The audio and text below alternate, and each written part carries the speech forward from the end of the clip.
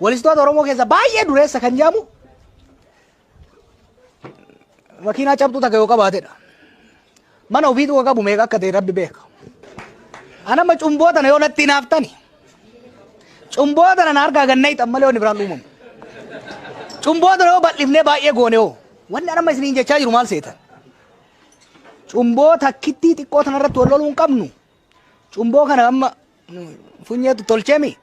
Guddaa isaa kasiin xiqqoon kadhattee nu goote kanaami guddaa isaa haa tolchinuudha haa bal'ifnu. Enlarging the pie waan jedhamu jira. Galiin aartii Oromootiif galu galii xiqqoo gal fakkeenyaaf amma baankiin Oromoo sadan tanarratti deemurra baankiin amma nigdi baankiin jira. Galii isaa parsantii 60 ol Oromiyaa irraa argata. Parsantii 8 qofa Oromoof liqeessa. Biiraa kana yoo fudhattan Oromiyaa keessatti qofa calleeffamaa miti Oromiyaa keessa dabra walakkaa ol kadhugu nama kenna. Bishaan kun lafa keen keessaa ba'a. Lafa keen keessaa ba'a. Kadhugullee keenyu. Kanaaf systematically ummata keenya keessattuu ummata keenya qarree ummanni keenya warra aartii keenya gargaaru qofa akka dhugu. Ummanni keenya immoo ni beeytan. Garaa isaa cufatee guyyaa afur ulaa cufa ture. Ummanni Harargee ka jimaan akkasitti itti yaboo ka jareenyi isaa jimaa wajjin jiru torbaan tokko torbaan lama Isuuzuu gara gaggalchee Jibuutii fi Abdiilee bishaan jechisiiseeti kan harka kennisiise hin beeytanii miti. Ummanni keenya isin bira dhaabata. Isin jaalata. Guddaan maali? Warri gad jirra jettani ka ol ba'e gad hin harkisina. Warri ol jirtan immoo ka gadaa fe gaditti hin dhiitina. Desmond Tutu maal jebeetu South Afrikatti. Azaaba keessa jedhe Desmond Tutuun azaaba keessa nama gurraacha baay'ataa jedhe.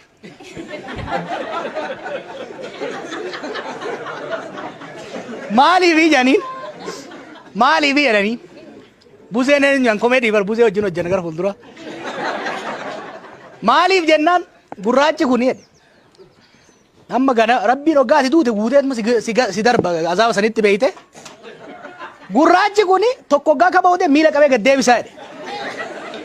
Warra adiin immoo jedhe tokko dhaabateef tokko isarra jatee cehaa jedhe. Akka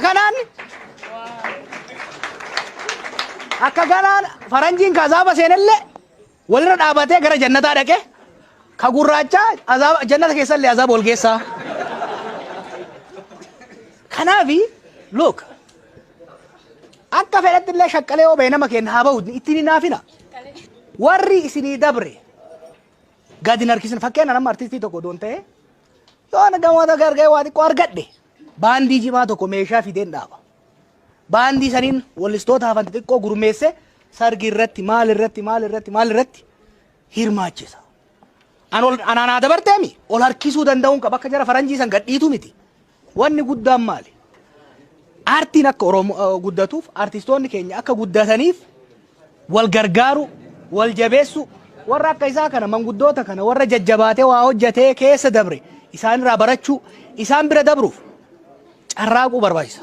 Kanaafi gara kanaan nuyi ana akka OMN'tti waan waadaa isinii galu akka OMN'tti nuyi ganzaba guddaan qabnu diriirfannee akka dureessaa jiraanna malee dureessaa miti dhugaa isinitti hima.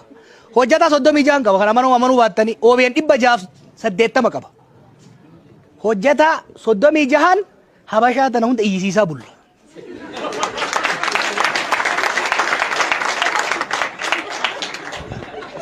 Maaliif beeytu?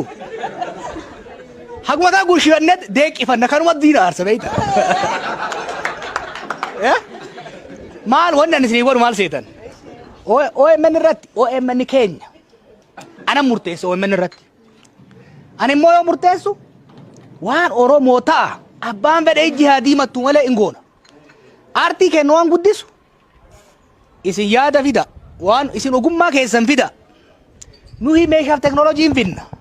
Wajjin gatteenee ganzabatti bakka isin baatu waliin baafna. Amma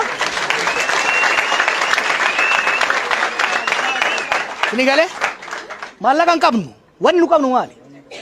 Beekumsa hin qabna, teknooloojii hin qabna, sabboonummaa hin qabna, dandeettii isin hin qabdaniimi. Kana lamaan waliin finnee mana zarra rakkoo hin qabu. Maal rakkoo qaba?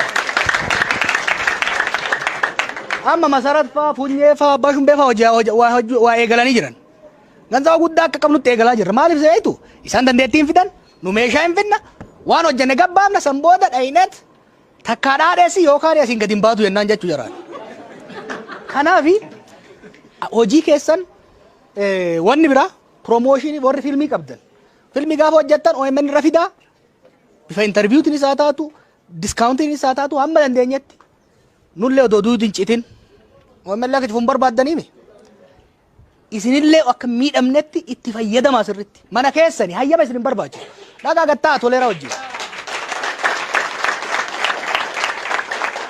dhagaa gattaa toleera wajjin dhagaa taa dajanee wajjin gattaati an waan kanan qaba waan dhaadeffadhu naa kanan qaba yookiin qabu iyyuu itti naa kadhadhu jedhaan haa kadhatu it is yours maaliif censorship hin jiru nu bira waan barbaaddan waan oromoo hin ta'ettan fida guddifadhaa miidiyachallee fida fakkeenyaaf filmii tokko yoo qabaatte achirra dabarsuu barbaadde filmicha fidiiti ijoollee teenya hojii taa'itii negoshee godhi san booda baankii kam yoo dhayne faabrikaa kam yoo dhayne sponsor arganneedha sanii waliin haasayaati hojjedha nu yoo OMN irraa tirfii sumuun hin barbaannu wanni nu barbaannu maali xiqqaa nyaannee deeqifannee diina aarsuu qofa uummanni biraan barbaannu jechuudha abbaa jaamboo arrarraa eegaltee irratti dhiyeeffachuu dandeetta waan keeti abbaan fedhe sin dhoorgu hin jiraami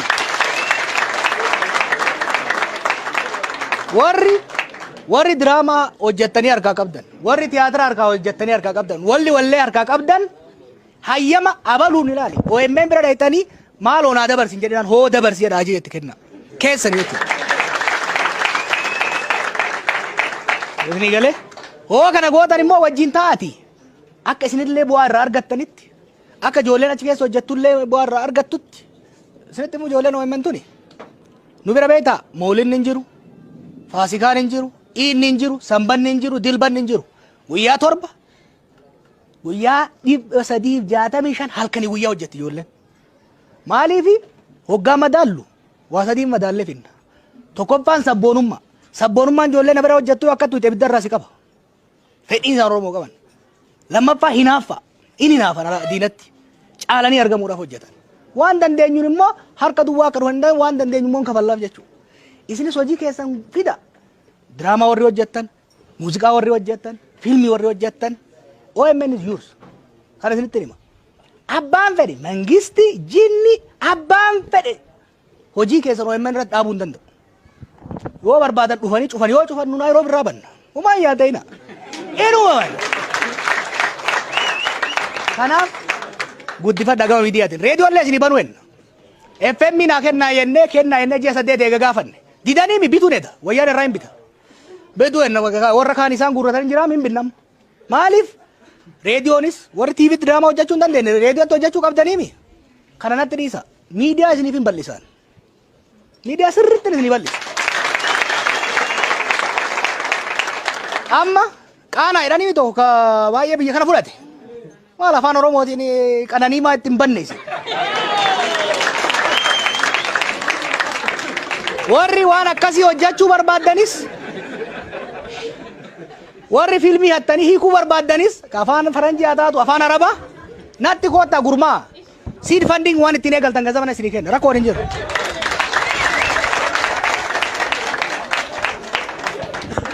ganzaba eessaa fiddoo jedhan bakka biraatiin fiddu kiishuma dagafaatii fi moominaatiif hinna namni keenya isinitti himu namni oromoo dureessaa fi hayyuutu sissitaami malee hiyyeessi gaari daasboratti isinitti himu dureessaa fi doktoraa miti kana gargaare nama qushaa kararraa taa'utu ijoollee isaa gabsee $1000 hojjetee asiin ga'e jechuudha ammallee nu gargaara rakkoon hin jiru an ummata kanatti itti dhamana aartiin kun isinitti himuwani muuxannoo kiyyarraa yoo isin tokkummaa qabaattan yoo waan gaarii hojjettan zimbuloo taraa safara ta'utu waan hin godhina waan yeroo wajjin deemu waan namni keenya muuziqaa habashaa maa dhaggeeffatan yoo kee muka jedhee habashaa dhaggeeffachuu isaa dirqama kan kee waan ta'e qofaafi miti anaaf arfaasee wal lola dur isin waan oromoo jennaan reesturaantii du'aa katiitii jiruullee seentee nyaachuu barbaaddi an akkasii miti jedha ka oromoo ta'e qofaaf dhaquun barbaadu ka oromoo sun ka alagaa saniin dorgomee caalee na hawwachuu danda'u dhaqa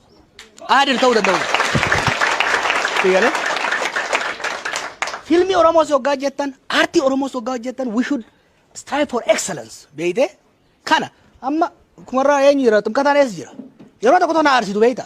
Ximqataa fi lataa fa'aan shoo walaloo eegala eegeen jeen ji'a 6 dabree jira. Ani isin gargaara akka OMN'tti wal dorgommii walaloo godina deemtanii hojjedhaan jedheen. Haga ammaan eegalle. Sini galee waa eegalaa yaada fidaa maddisiisaa ganzabaan rakkatina. Ummanni Oromoo ofiifuu ganzaba beeyta.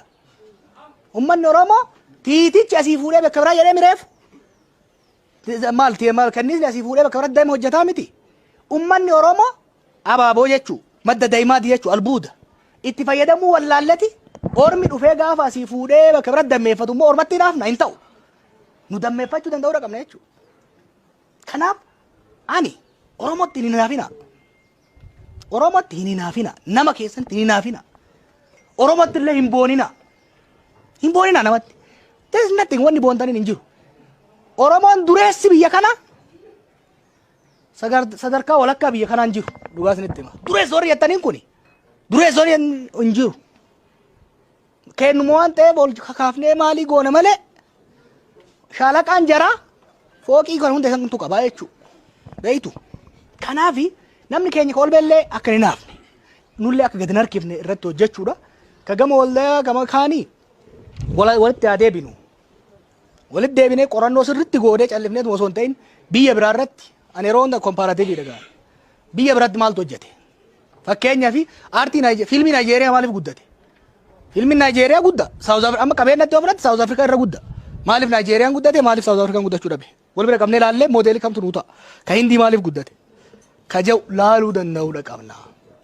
Kana hayyootattis warra adda addaatti illee assaayimantii kennine neebii sooma booda goonu sooma boodas yoo sooma keessas yoo jettan wal geenya waltajjii bareedaa goona. Waan tokko ani isinitti hima. Ani isinis ta'ee uummata Oromoo irraa waan akka hin barbaadu. Waan takka. Ani amma tirfi gisee dhumu Oromoo booda waan du'e gaabbiin qabu. Nalleen faarsina gaafa duure nu faarsaa takka jedhi. Wanni guddaan ani muuziqaan Oromoo bareedan tokko kilippiin bareedan tokko yoo ba'e waan nama kennaa jedheen ijoollee Oromootti hin ergu alagatti hin erga. Hinaafsisuuf jechuudha. Kanaaf wanni nu hojjechuu qabnu indo Oromoochuu an dur jedhu tokko yaadattani. Amma akka Oromootti jedhametti bakka hunda maqaan qeerrootiin jaarman adda addaa jajjaaramami. Gara aartiitilleen akka aartii Oromoo sanitti haa hojjennu kan jedhu. Akkas gochuu hin danda'u. Kanaaf warri bifa adda addaatiin gurmooftanii hojii adda addaa keessa jirtan itti jabaadhaa. Waliin haa mari'annu. Nummoo risoorsii harkaa qabnu. Influensii harkaa qabnu. Dhageettii harkaa qabnu. Ka biyya keessaas ka biyya alaas walitti gurmeessinee guddisuu irratti isin bira dhaabbannaa. Wanni guddaan gaa'u doobama. Namni hedduun yaada akka qabdan nan beeka. Namni akka keessan beekamuu fi miidhamu hin jiru.